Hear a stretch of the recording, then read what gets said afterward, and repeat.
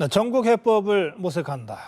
오늘은 임명진 목사와 함께하겠습니다. 어서 오십시오. 안녕하십니까. 예. 며칠 동안 하여튼 국민을 상당히 어렵게 만들었던 남북 간 군사 대치 상황.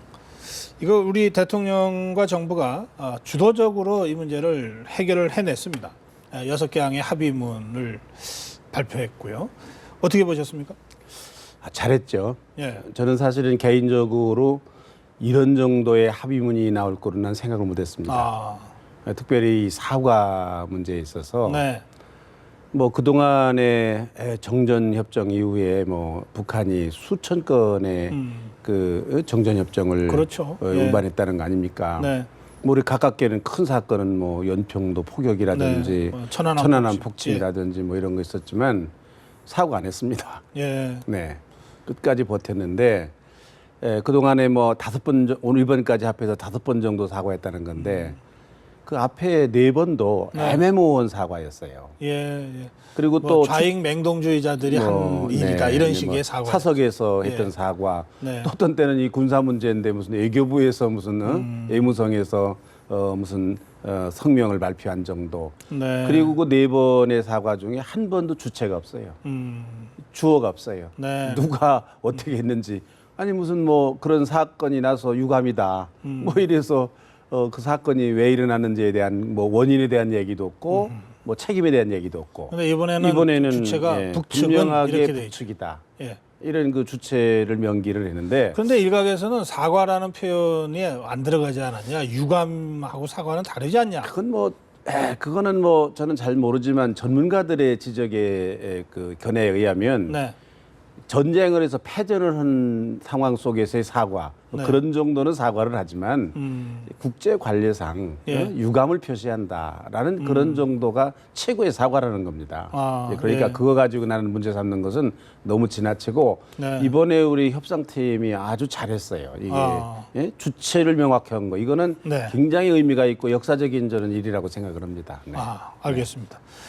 그럼 뭐 이번 협상 43시간에 걸친 이 마라톤 협상이었는데 우리 측에서는 당연히 박근혜 대통령이 또 북측에서는 김정은 제1위원장이 뭐 실시간으로 회담 상황 확인하고 또 지시하고 뭐 이러면서 사실상 남북 정상의 대리회담처럼 진행이 됐다 그러거든요. 간접 대화라고 보통 그렇게 얘기하죠. 이 과정에서 드러난 이 박근혜 대통령의 리더십, 또 김정은 제1위원장의 리더십 어떻게 평가하십니까? 네, 이번 그 협상이 저렇게 성공적으로 된 거는 뭐 여러 가지 원인이 있다고 생각합니다. 저는 그 중에 빼놓을 수 없는 거는 우리 국민적인 합의라고 생각합니다. 모든 국민들이 이번 그 협상에 있어서 정부의 입장을 확고하게 지지를 하고 신뢰를 보냈어요. 뭐 동요 하나 없이. 뿐만 아니라 뭐 박근혜 대통령의 그런 리더십, 단호한 그런 원칙, 뭐 이런 것들이 아마 북에 상당한 그런 그 양보를 얻어내는 북이 물러설 수밖에 없는 그런 요인이었을 거다. 이건 뭐 물러나지 않을 거다. 그러니까 이제 북으로서도 상당한 그런 고민을 했을 거다. 이 박근혜 대통령의 원칙을 고수하는 그런 입장에 대해서. 그리고 또 저는 이게 간과할 수 없다고 생각을 하는 거는 지금 이 대적인 여러 가지 이 정세가 이 아주 유리한 조건이었던 것 같아요. 특별히 그 한미 군사 합동 훈련, 훈련 기간 중이었기 때문에 북으로서는 이게 참 아주 참 민감한 그런 상황이었거든요. 이게 뭐 군사적인 만약 대기를 한다 그러면 이미 군사 훈련을 하는 상황 속에서 이게 뭐 대단한 그런 그 불리한 입장이 북이 몰릴 수밖에 없었다. 뭐 그것도 계산이 돼 있었을 거다. 더군다나 중요한 거는 이 중국의 전승절을 앞에 두고 참 잘 결정한 것 중에 하나는 박 대통령이 거기 참석하겠다. 글쎄 말이에요. 이미 결정을 한 이런 상황이기 때문에 이 중국으로서는 이 판을 깨는 그런 그 염려 이런 것들이 상당히 직접적으로 간접적으로 북에 영향을 미쳤을 거다. 그런 그 대적인 그 여건이 이번에 협상을 우리가 상당히 유리하게 이끌어가는 데 도움이 됐다. 저는 그렇게 생각합니다. 국운이죠, 뭐. 국운. 또 뭐 박 대통령의 운이죠, 뭐. 저는 그렇게 생각합니다. 그리고 어쨌든 그런 것들을 하나로 엮어내는 리더십. 그렇죠. 그게 이제 대통령의 리더십이겠죠. 국내의 이런 여러 정세들을 잘 판단을 하고 지금은 원칙을 고수해도 된다. 뭐 옛날 네. 대통령들도 다 뭐 원칙을 고수하고 강경했죠. 그렇게 관찰이 안 됐거든요. 글쎄 말이에요. 네. 그때에 비해서 지금은 박 대통령이 주변에 여러 가지 유리한 여건들을 잘 네. 고려를 해서 대처를 했고 네. 그래서 결국은 이런 좋은 결과를 그래서, 이끌어냈다 예. 생각합니다. 네. 이번에 박근혜 대통령의 리더십에 대해서는 뭐 사실은 여야 보수 진보를 넘어서 뭐 대다수 국민들이 다 잘했다.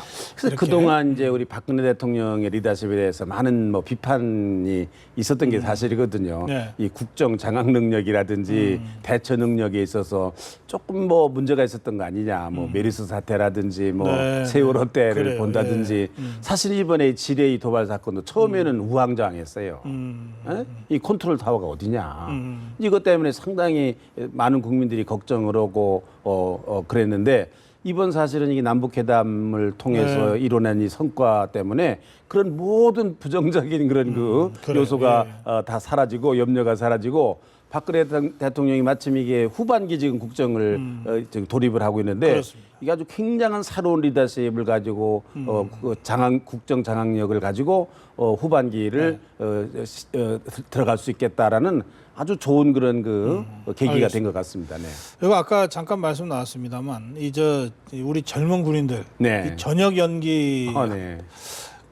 우선 국민들한테 굉장히 감동을 줬고 그렇습니다. 이게 전 세계에다가 던지는 메시지가 상당히 강력했던 것 같습니다. 그렇습니다. 뿐만 아니라 북에 주는 메시지도 북에- 강력했겠죠. 네. 뭐 북에서 생각할 때 뭐 한국의 젊은이들이 뭐 이게 참 군 의무에 대해서도 좀 소홀히 하고 뭐 기강이 있다고 뭐 군에서 이런저런 사건이 있었잖아요. 네, 그동안. 글쎄 말이에요. 그러니까 예. 뭐 저게 무슨 뭐 싸움 할 수 있는 군인이겠나 뭐 혹시 그런 생각을 할 수 있었을지도 모르겠는데 이번 그 사건을 보면서 참 북에서도 아마 깜짝 놀랐을 거고 그렇죠. 또 우리 예. 국민들이 많은 국민들에게 참 마음을 하나로 모으는 굉장히 중요한 역할을 한 것 같습니다. 네. 알겠습니다. 네. 자, 훌륭한 분들이에요, 정말. 예, 그럼요. 예.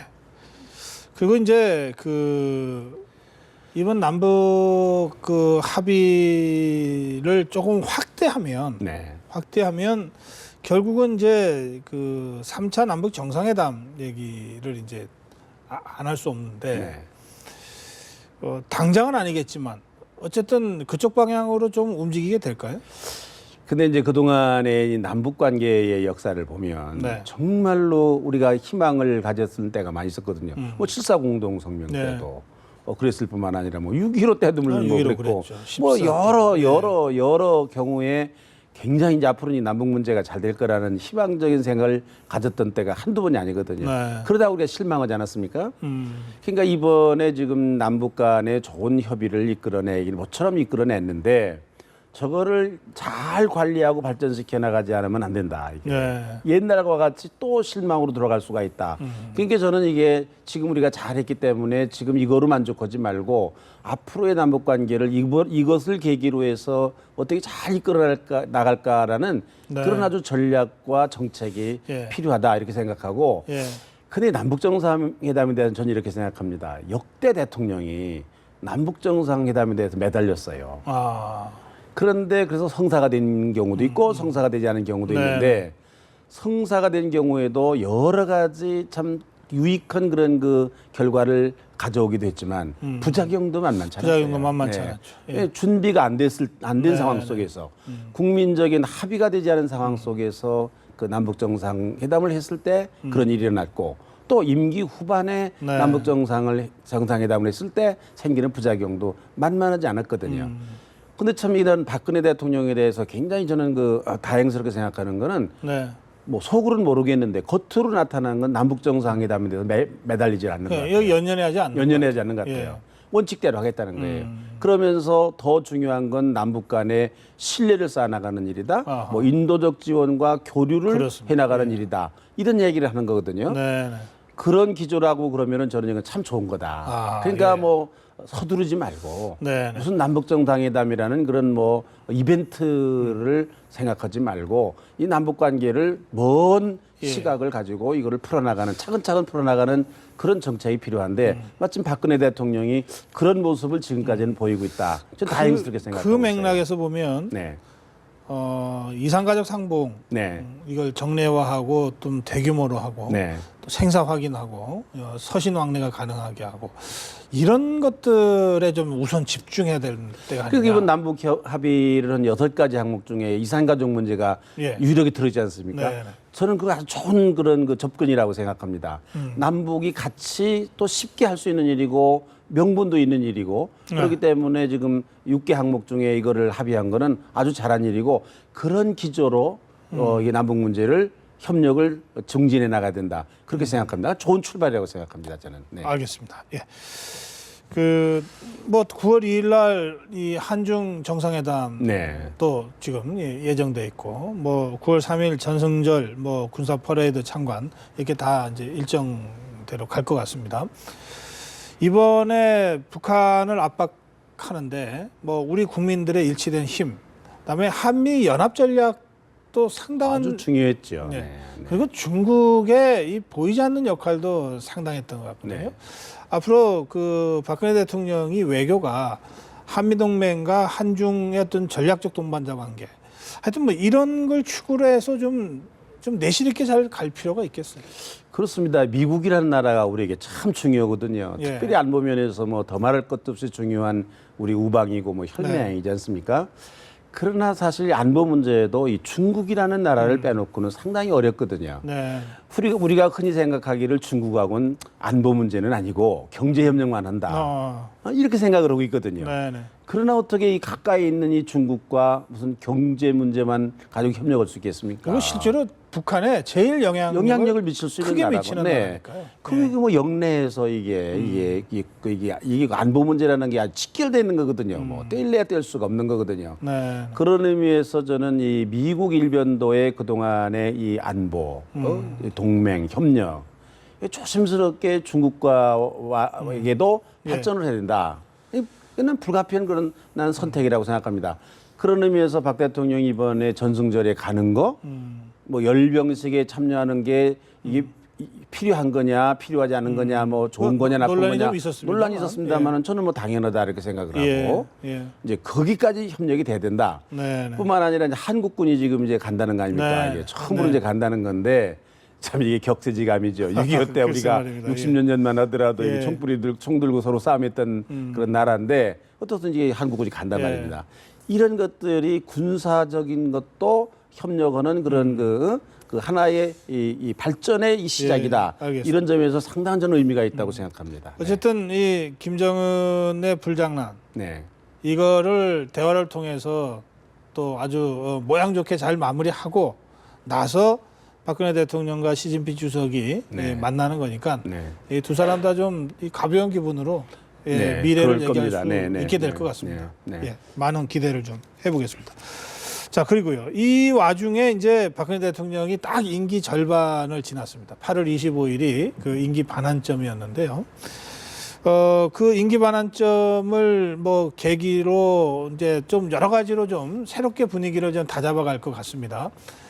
새누리당도 정기국회 대비 연찬회를 하고 오늘 모두 청와대에서 대통령과 점심을 하면서 이런저런 얘기들을 했다 그럽니다. 그 장면 잠깐 좀 확인해 보겠습니다. 경제를 활성화시키고 새로운 대한민국을 만드는 개혁에 매진해야 한다고 생각합니다. 이제 노동개혁이라는 큰 과제가 여러분 앞에 놓여 있습니다. 국가 경제와 미래 세대들을 위해 이것이 꼭 해결될 수 있도록 새누리당 의원님들이 앞장서 주시기를 부탁드립니다. 대통령께서 지금 추진하고 계시는 4대 개혁을 우리 새누리당에서 반드시 뒷받침을 잘해가지고 꼭 성공 추진해서 좋은 나라를 만드는데 우리가 다 앞장서자 하는 그런 다짐을 단단하게 했습니다. 네, 4대 개혁에 매진하자. 예, 대통령의 당부와 또 김무성 대표의 화답이 있었습니다. 그리고 마침 오늘 그 4대 개혁 중에서도 이제 노동 개혁을 지금 강하게 지금 내세우고 있는데 노사정위원회에 한국노총이 복귀하는 결정이 또 네. 오늘 내려졌습니다. 전체적으로 이 내치라고 해야 되겠죠. 어떻게 지금 보고 계시는지요? 이 남북 문제를 잘 해결했기 때문에 그 동력이 이 내치를 하는 일에도 굉장한 그런 영향을 미칠 거라고 생각합니다. 네. 긍정적으로 미칠 거다. 아하. 저는 그렇게 보고 있습니다. 예. 근데 오늘 이렇게 새누리당 국회의원들을 청와대로 불러서 점심을 나누면서 얘기를 했다 그러는데 네. 잘했죠. 지금 뭐 두 번째라는 건데 네, 네. 조금 더 자주 했으면 좋을 뻔했고.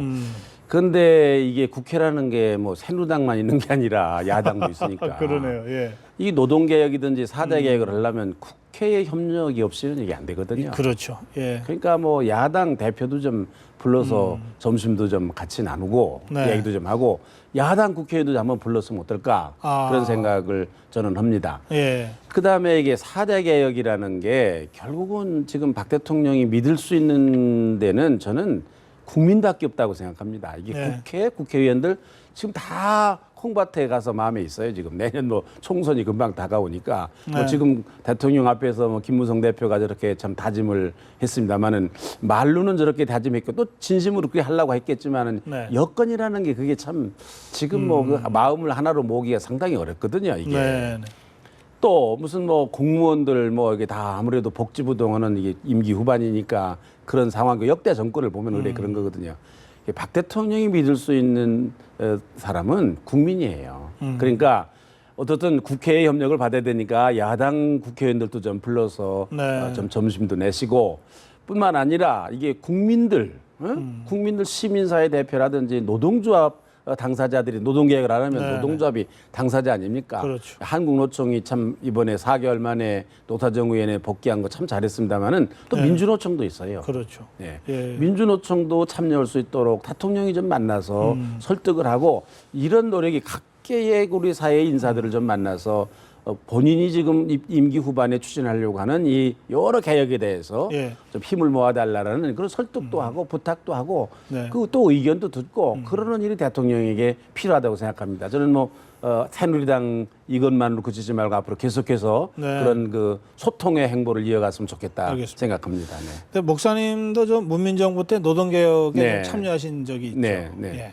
사실 이 노동개혁이 말처럼 쉬운 게 아니지 쉽지 않습니까? 않습니다. 네, 예. 네. 뭐 노사정이 우선 네. 이 정말 진정성을 갖고 테이블에 앉아도 그때로부터 이제 정말 얼마나 걸릴지 모르는 긴 시간에 걸친 협상 과정이 필요한데 지금 야당 쪽에서는 이게 노동개혁의 또 다른 한 측면인 재벌개혁을 같이 해야 된다 이러면서 노사정위원회 갖고 안 된다. 더 큰 사회적 논의 구조가 필요하다. 계속 주장하고 있거든요. 네, 이거 네. 어떻게 정리하는 게 좋겠습니까? 일리가 있거든요. 예. 야당의 주장에 일리가 있는데 시간적으로 참 이게 그렇게 많은 여유가 있질 않아요. 그러니까 이게 지금 현재 이걸 또다시 뭘 큰 기구를 만든다는 것이 참 어려운 상황이거든요. 지금 19대 국회 안에 뭔가를 해결하려고 그러면 말씀하신 대로 정기국회밖에 없습니다. 정기국회밖에 없죠. 예. 그러니까 어떻게 해야 되는가? 이게 노사정위원회 기왕에 작동이 됐으니까 네. 잘 되도록 우리가 협력을 해야 되고 네. 아까 제가 말씀드린 대로 대통령이 직접 나서셔야 됩니다. 이거 야당도 설득하고 노동계도 설득을 하고 다 설득해야 되고 노동개혁과 재벌개혁 뭐가 먼저냐라는 얘기를 많이 하거든요. 네네. 그러나 저는 노동개혁을 제대로 하면 재벌개혁이 따라온다. 이 동전의 양면이다. 이게. 예, 예. 말 그대로 동전의 재벌개혁을 하려고 그러면 노동개혁을 해야 되는 거고 네네. 노동개혁을 하면 재벌개혁이라는 것이 따라오게 되어 있다. 그러니까 어떤 쪽을 먼저 시작하느냐는 게 굉장히 중요한 일이고 지금 다시 팔을 짠다는 것은 상당히 시간적으로 어려운 일이고 현재 있는 제도 속에서 하려면 역시 대통령이 직접 나서셔서 알겠습니다. 국민들을 설득하고 당사자들을 이해를 시키고 호소하고 저는 이 일이 가장 빠른 길이라고 일단 생각합니다. 노사정위원회가 재가동되기로 됐으니까 네. 이걸 중심으로 해서 이 사회적 대타협을 최대한 이끌어내기 위해서 노력하되 네. 대통령이 뭐 야당과 또 시민사회와 또 노조 대표들을 좀 직접 만나서 그렇습니다. 협조도 요청하고 네, 네. 이런 방식으로 노사정위에 힘을 실어주는 네. 이걸 통해서 예, 19대 국회 임기 안에 어떤 형태로든 좀 가시적 결론이 혹시 노사정위원회를 좀 보강하는 정도 부분적으로 뭐 그건 한번 생각해 볼 수 있을 것 같아요. 더 많은 사람들이 참여할 수 있도록 하는 뭐 이런 보완하는 정도 그런 정도는 한번 생각해 볼 필요가 있을 것 그런 같아요. 생각 그런 말씀을 들으면 이제 대통령도 좀 그렇게 전방위적으로 조금 더 주동적으로 움직여야 되겠다 이런 생각도 들고 동시에 또 새누리당도 좀 그림을 좀 스스로 그려서 좀 주도적으로 좀 해나가는 이런 모습을 좀 보여줬으면 좋겠네요. 새누리당의 지도부가 지금 뭐 대통령 앞에서 꼭 노동개혁이 되도록 우리가 다 마음을 모으겠다, 꼭 대기하겠다 이제 그런 말을 하는데 그 말 진심일 거로 생각합니다. 그러나 정말 그 말이 실효성 있는 말이 되기 위해서는 능동적으로 뭔가 하는 것이 필요해요. 그냥 뭐 되어지는 대로 두고 보자. 뭐 필요에 따라서 우리가 뭐 국회에서 뭐 협력하겠다. 그게 아니라 능동적으로 현재 노사정위원회를 조금 더 많은 국민 사람들의 의견을 모으는 그런 것으로 좀 개편해 볼 수 없는가, 보완해 볼 수 없는가. 또 지금 민주노총이 지금 저렇게 장애에 있는데 어떻게 끌어들이는 방법은 없는가? 좀 설득해 보는 방법은 없는가? 지금 뭐 새누리당 지도부가 뭐 노동계를 만나서 좀 설득한다든지 뭐 누구를 만나서 설득. 사실은 정부보다는 집권당이 그런 걸 해야 되는 건데 더 쉬운데 그게 보이질 않잖아요 지금. 말은 그러면서도 그게 보이질 않잖아요. 그런 면에서 좀 주도적으로 나서라. 이렇게 주문하다고 생각합니다. 그렇게 마무리하겠습니다. 말씀 잘 들었습니다. 감사합니다.